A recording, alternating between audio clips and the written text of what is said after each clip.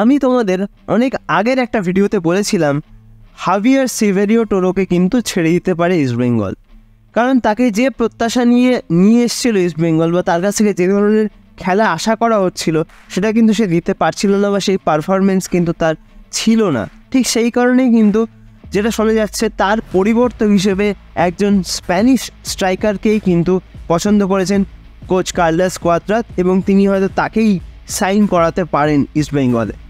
এবং সত্যি বলতে সেই প্লেয়ারটি কে সেটা কিন্তু এখনও পর্যন্ত জানা যায়নি, তবে একজন স্প্যানিশ এটুকুই খবর পাওয়া যাচ্ছে এবং যথেষ্ট হাই প্রোফাইল এবং হাই বাজেটের একজন প্লেয়ার। খুব সম্ভবত তাকে হয়তো সুপার কাপের আগেই কিন্তু তিনি দলের সঙ্গে যোগ দিতে পারেন যদি সব কিছু ঠিকঠাক থাকে, এবং সুপার কাপে পুরো দলের পারফরমেন্স দেখেই কিন্তু পরবর্তী সিদ্ধান্ত যা হওয়ার সেটা নেবে কোচ কার্লোস কোয়াদ্রাত এবং টিম ম্যানেজমেন্ট।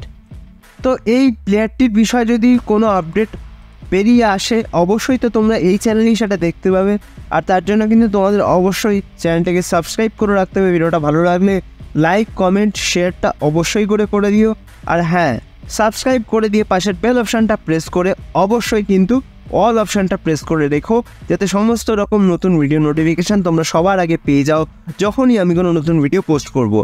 আরও নতুন নতুন ট্রান্সফার আপডেট আসবে, সেগুলোর খবরও কিন্তু তোমরা এই চ্যানেলে পেয়ে যাবে। তো প্লিজ এই চ্যানেলটাকে ফলো করো এবং সাবস্ক্রাইবটা অবশ্যই করে দিও। তো আজকের মতো ভিডিওটা তাহলে এখানেই শেষ করছি। দেখা হবে আবার পরবর্তী ভিডিওতে নতুন কোনো দিন নতুন কোনো সময়। তোমরা ভালো থেকো, সুস্থ থেকো।